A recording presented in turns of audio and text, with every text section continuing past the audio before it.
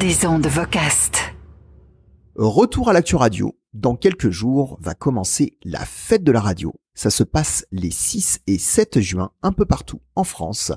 Et Rémi, tu es allé interroger Hervé Gotcho, membre de l'Arcom et président du groupe de travail radio et audio numérique. Et oui, c'est ça, Olivier. Effectivement, nous sommes avec Hervé Gotcho. Bonjour. Bonjour. Et merci d'être avec nous.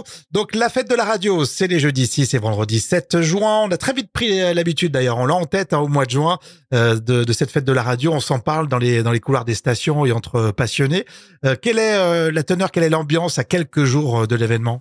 Écoutez, d'abord, ce qu'il faut dire, c'est que c'est la 4e édition. Alors, moi qui étais l'artisan des premières fêtes de la radio sur une idée du président de l'Arcom, Roch-Olivier Mestre, moi je suis très heureux de voir que cette fête de la radio s'installe maintenant dans le paysage des fêtes annuelles et elle le mérite bien.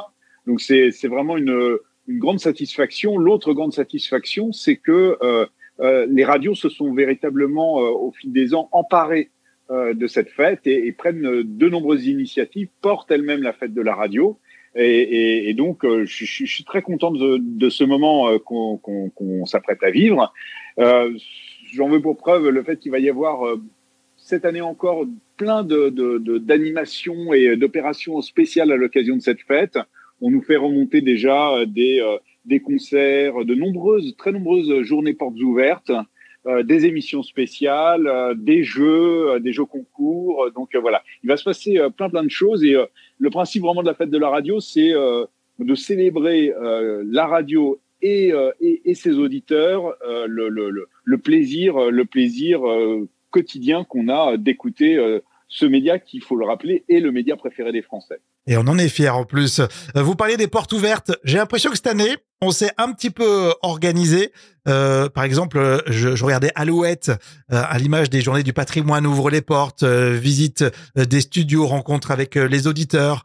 Il y a de plus en plus de cas d'animation comme ça. Oui, alors il y a Alouette, il y a Chérie FM dans les Hauts-de-France, Vaucluse FM, Radio Fidélité. Enfin, il y en a plein, je pourrais en citer plein. Moi, je trouve que c'est très très bien de faire des journées portes ouvertes parce que on écoute tous la radio, mais la plupart des gens ne savent pas véritablement comment c'est fabriqué, comment c'est fait, l'ambiance qu'il peut y avoir dans un studio, et puis voire même la tête parfois des animateurs ou des journalistes que les gens écoutent quotidiennement. Donc je trouve que ça crée du lien. C'est un lien qu'on trouve parfois dans certaines radios. Moi, j'ai rencontré des animateurs de radio associative qui ont le plaisir tous les matins de voir certains de leurs auditeurs qui viennent carrément toquer à la porte du studio pour venir boire un café avec eux.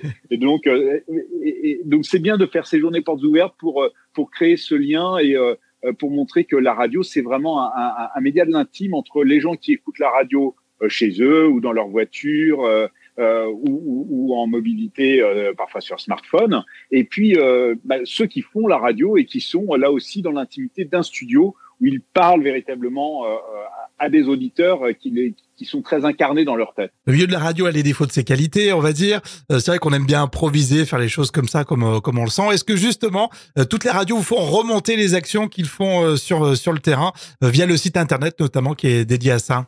Alors non, pas suffisamment à mon sens, mais alors en même temps, ce qui compte, c'est qu'il y ait des opérations, qu'on soit pas forcément totalement au courant, c'est pas grave. Ce qui compte, c'est que les auditeurs des radios concernées le soient, et c'est ça le plus important.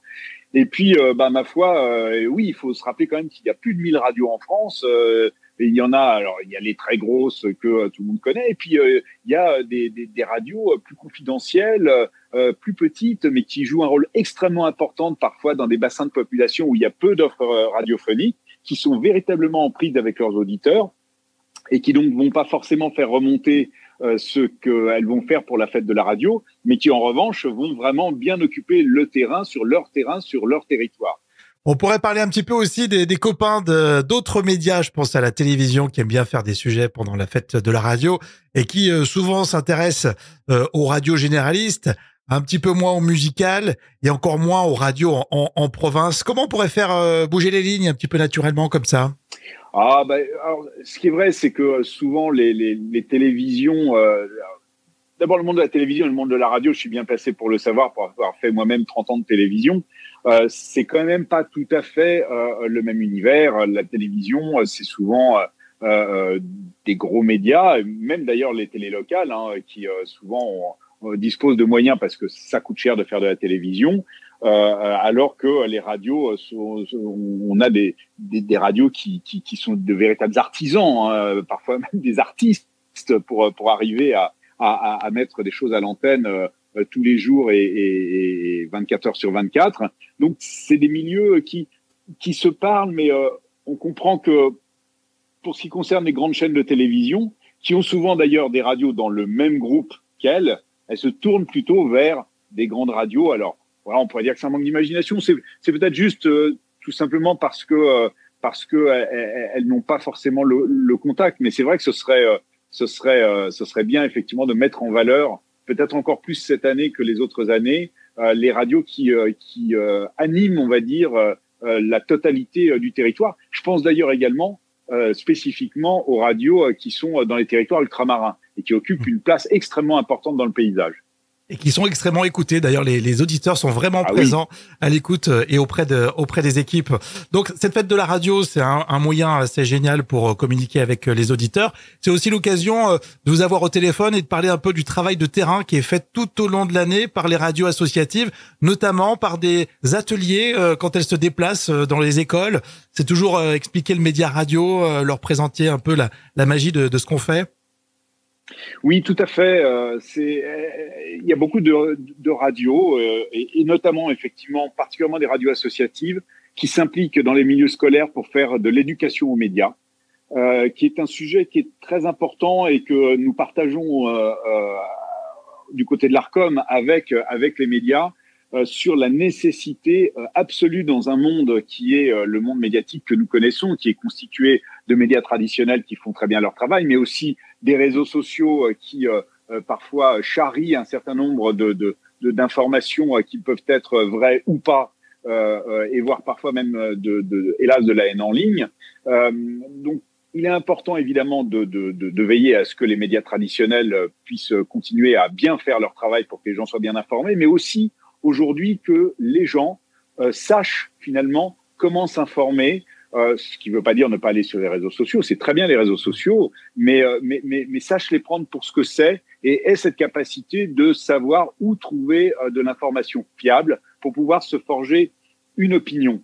Et on parle là des milieux scolaires en ce qui concerne les interventions, notamment des radios dans les classes auprès des plus jeunes, mais ça concerne en réalité toutes les générations.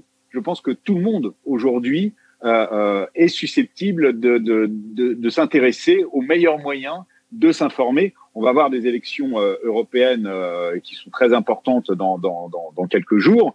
Et bien évidemment, pour se forger une opinion, il faut être au courant de ce qui se passe et avoir les bonnes informations. Donc l'éducation aux médias, c'est un point qui est extrêmement important aux yeux de l'Arcom. D'ailleurs, on a créé il y a très peu de temps un groupe de travail spécifique qui est présidé par une de mes collègues, Bénédicte Lesage, pour pouvoir s'investir aux côtés du CLEMI, aux côtés des missions laïques de France, de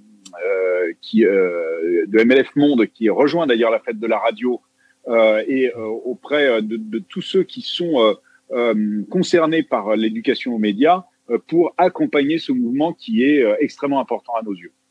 La fête de la radio, donc les jeudis 6 et vendredi 7 juin. Peut-être, puisque vous êtes avec nous, un mot sur le livre blanc, ce qui est un travail intéressant. On y reviendra dans le podcast, mais un travail intéressant qui a suscité beaucoup de travail depuis début 2023. Ce livre blanc devrait sortir ce mois de juin. Est-ce que ça sera pendant la fête de la radio?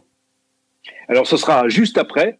Vous faites bien d'en parler parce qu'effectivement, cette fête de la radio arrive à une année un peu particulière, où d'un côté, le DAB+, est véritablement arrivé à maturité puisqu'on est à plus de 60% de couverture de population, 565 radios qui sont embarquées. On a allumé encore 250 émetteurs ces derniers mois et il y a des efforts qui sont faits pour faire connaître cette nouvelle technologie. Donc, la radio numérique terrestre, la capacité à écouter la radio de manière hertzienne, avec un son et une ergonomie qui sont très modernes et qui sont de très grande qualité. Et puis de l'autre, effectivement, l'Arcom a travaillé toute l'année dernière, pendant plus d'un an, avec une équipe projet pour élaborer un livre blanc de la radio qui était que les acteurs du secteur souhaitaient et auquel d'ailleurs ils ont beaucoup contribué, parce qu'on a réalisé de nombreuses auditions et on a collecté beaucoup de données pour mettre en forme ce livre blanc. C'est un livre blanc qui, d'un côté, fait un état des lieux, on va dire, du secteur,